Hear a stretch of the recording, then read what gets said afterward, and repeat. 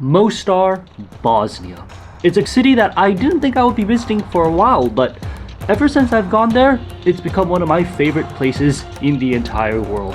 From its beautiful mosques and architecture to the really friendly people there, Mostar is just simply a place you can't miss when you're here in the Balkans. Welcome to the incredible city of Mostar.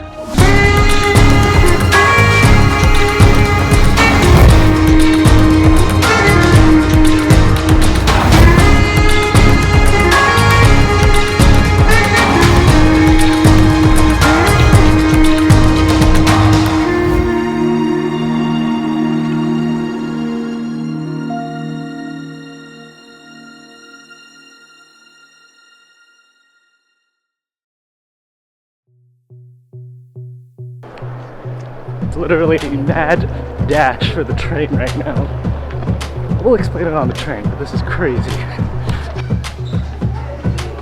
We are literally, I think, 5 minutes away from missing this train. I've never been this late for a train.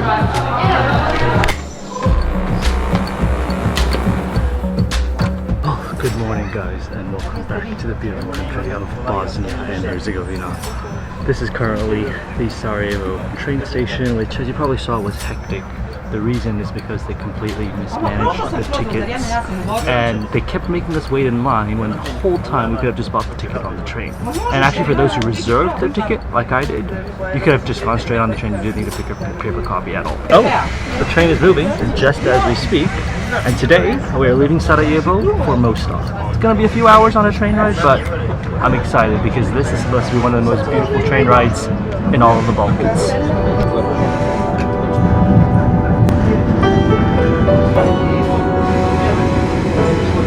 I feel like this might actually be one of the best train rides in the world. The river is so incredibly blue, and the mountains, I mean, just look at that behind me.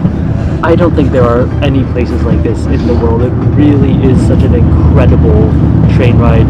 The downside is that it's super early in the morning, but if you wake up and you do this ride, it is well worth the effort. Thank you, bye-bye.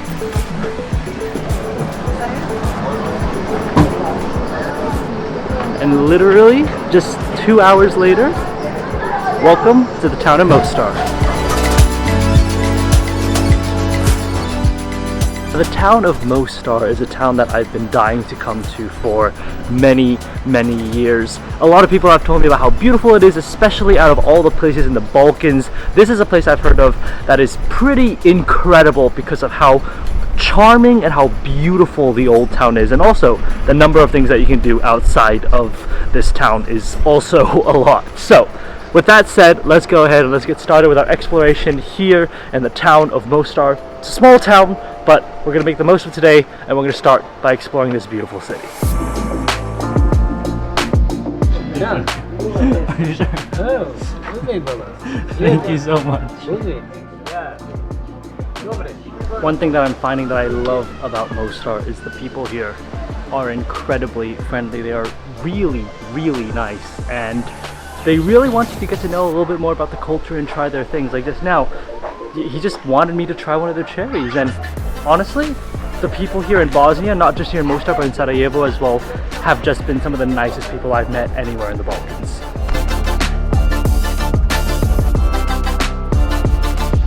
This right here is the Koshii Mehmed Pasha Mosque. It's a pretty small mosque located here in the old town of Mostar, but it's named after a guy called Koshii Mehmed, who was a very important bookkeeper and also a very important figure for like a Viscariat, I think someone official in the Ottoman Empire. Remember, this is all Ottoman history. This was all built during the Ottoman times.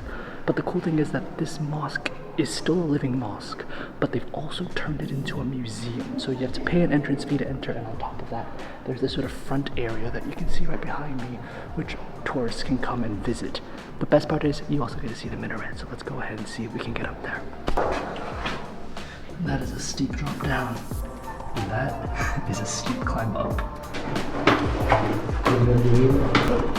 No worries. The traffic in this minaret is crazy. Well, after the insane traffic in the minaret, I think this is the view that you get right behind me. I'm not sure about you, but I think it's pretty much worth it. It is an incredible view. You can see the entire town of Mostar right behind me, and most importantly, you see the color of that river. It is crystal clear blue. It's like Gatorade factory, and I'm not adding any extra saturation to make the water bluer than it actually is. It may be a hard hike up, but this view is definitely worth it.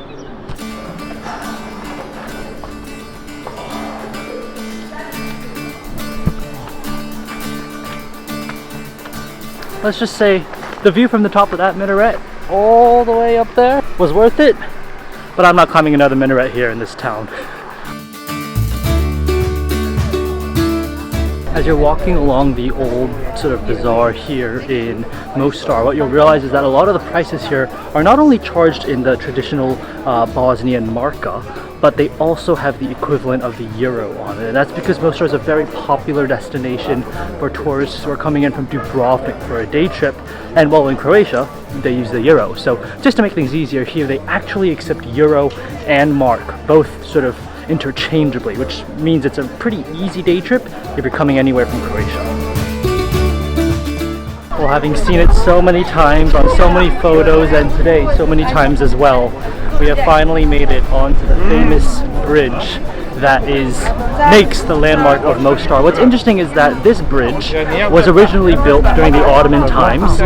There's no metal, none of that was used to construct it. It was just purely just rock, and they managed to build all of this. Now, the crazy thing is that this bridge was actually destroyed during the Bosnian War in the 90s, but they've rebuilt it today to what it is today. So the rocks that we have today aren't the actual original. Funnily enough, you can actually find the originals somewhere else in the town of Mostar, which we will do later in a bit.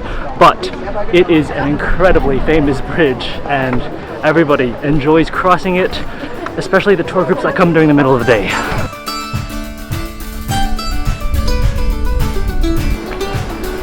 Now, hidden down one of the other alleyways from the main big bridge in Mostar is this smaller bridge here known as the Cricket Bridge. The Cricket Bridge is actually a sort of trial run for the big bridge. So before they built the big bridge, they first built this one because the big bridge was going to be a really important thing. It was going to connect all the trade between Bosnia, Croatia, Montenegro. It was going to be so important that they needed to get it right on the first try. So they built this bridge.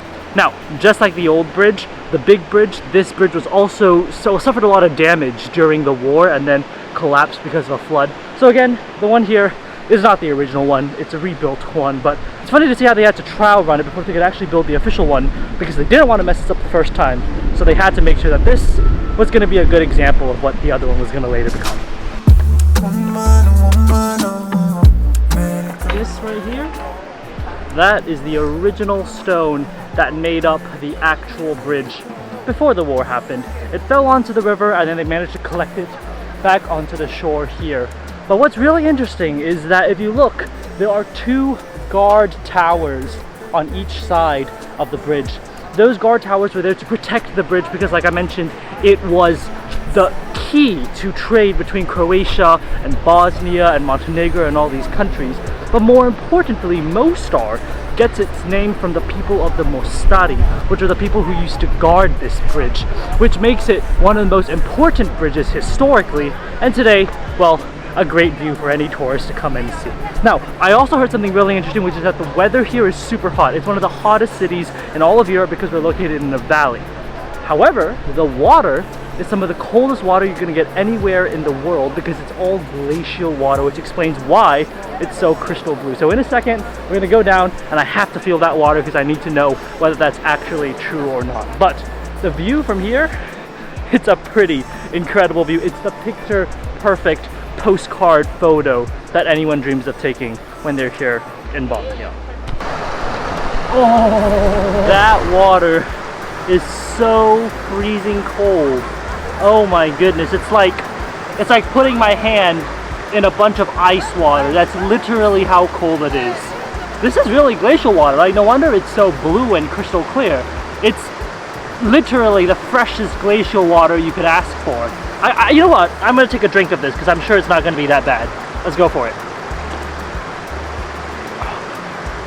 I'm just gonna fill my water bottle here because this is some of the best glacial water that you could ask for.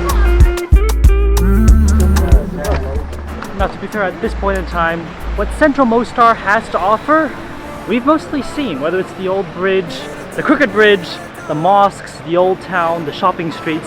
That's pretty much Central Mostar has to offer, and I'm realizing more and more that a lot of the people that are here in the town right now aren't actually staying overnight in Mostar, but they're here from day trips from Dubrovnik or from Sarajevo. None of them are actually going to stay overnight because Mostar is very much a day trip kind of destination.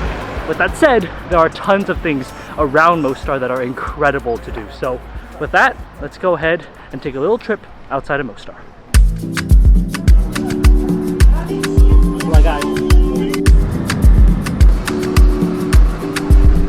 Now, about 30 minutes outside of the actual city of Mostar, you enter the real Bosnian countryside to a little town called Blagaj. Now, I've heard great things about Blagaj, and I actually just met someone who I met this morning. She also came to Blagaj and she said it was amazing. So let's go ahead, we're gonna get deeper into the town and I'm gonna show you exactly what there is to do and see in the incredible small town of Blagaj. You have the pomegranate, yes? This one? No. Yeah. No. Want a juice? Yeah, juice, yeah. That is perfectly refreshing on a hot day here in Bosnia.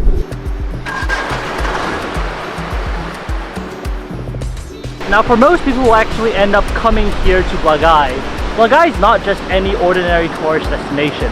It actually ends up being a massive pilgrimage site for people, because that house over there, that is the Dervish House, and people who belong to the Dervish sect of Islam will usually come here because it's an important pilgrimage site.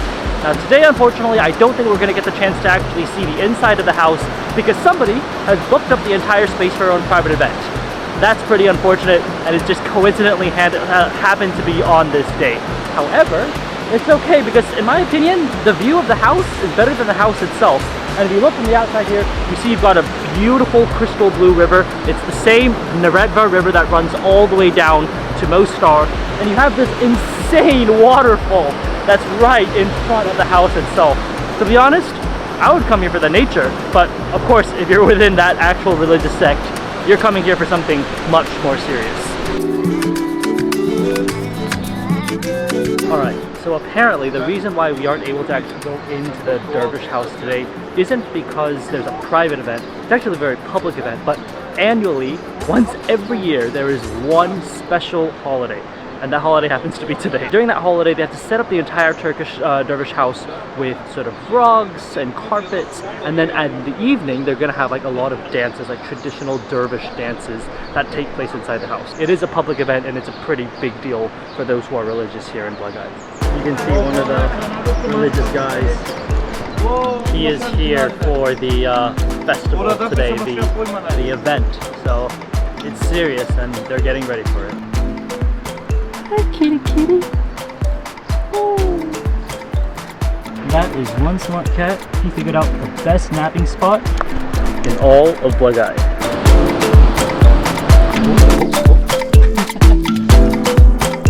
Now, when most people visit Blagaj, they'll come, they'll see the Dervish house, they'll take a few photos, and then they'll leave. But it's such a shame, in my opinion, to just do that and then leave Blagaj, because Blagaj has one of the coolest fortresses in all of the Balkans. Welcome to the fortress of Blagaj, located only about an hour's hike away from the actual Dervish house. Now, the fortress of Blagaj has been around for hundreds and hundreds of years. I mean, you can probably tell by the way the castle looks behind me. This is a very, very old structure. And it dates back to the Austro-Hungarian period. Apparently, a guy, one of the more prominent guys here in Blagaj, married his daughter off to the Austro-Hungarian king. And in reward for his daughter, the Austro-Hungarian king allowed him to build this incredible fortress right here overlooking the town of Blagaj. Now, over the years, it's fallen into disrepair. It hasn't really been maintained very well. You can see part of the buildings are sort of falling off, and to be fair, it's not really on the tourist trail. It's something that I sort of found on my own. But sure enough, there's a massive Bosnian flag And in my opinion, this might be my favorite place in all of Bosnia, just because of this fortress. There's not a single person here, so I think when it comes to hidden secrets, this might be the best one I found of Bosnia. I think that might have been the old well of the castle. Either that or this is where they would drown people, but could be either one.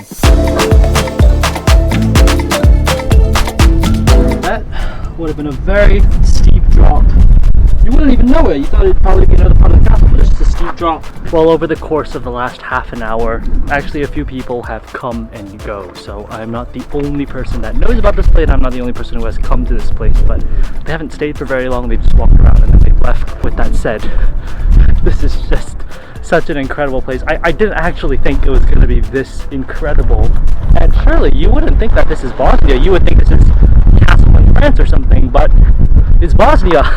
It's Blagaj, and it just turns out to be one of the most amazing surprises you can find here in the Balkans. We're gonna stay here. We're gonna watch the sunset over the Bosnian countryside, and I have a feeling it's gonna be a pretty incredible sunset.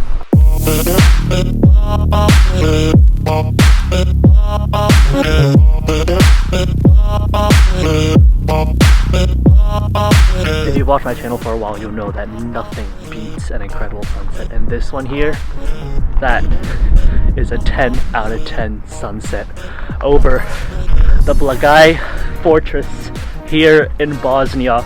Honestly, I don't think it gets better than that here in Bosnia. And the crazy part again is that I have this place completely to myself. There isn't a single person here. But truly, today has been a day that has blown me away. I feel like Bosnia is one of those underrated destinations that deserves so much more attention, and yet people are going to other places like Croatia and France. And I'm not saying those places are bad, but Bosnia is incredible. And it is going completely unnoticed. I just wish more people could come to meet the friendly locals that are here and see sights like the one right behind me, where you don't have to share anything with anyone. You literally have the entire place to yourself. But the hills of Bosnia, I mean, look at that right behind me. This is the perfect way to end any day here in Bosnia. It truly is magical. I mean, that sunset right there, no clouds, just pure sun, rays of it just shining through the sky, and of course this castle makes it the perfect backdrop. With that, I'm gonna go ahead and end my video here. I hope you guys have enjoyed this video, and if you want to see more Bosnian tours, then obviously stay tuned, subscribe, comment down below, and I look forward to seeing you guys on the next video.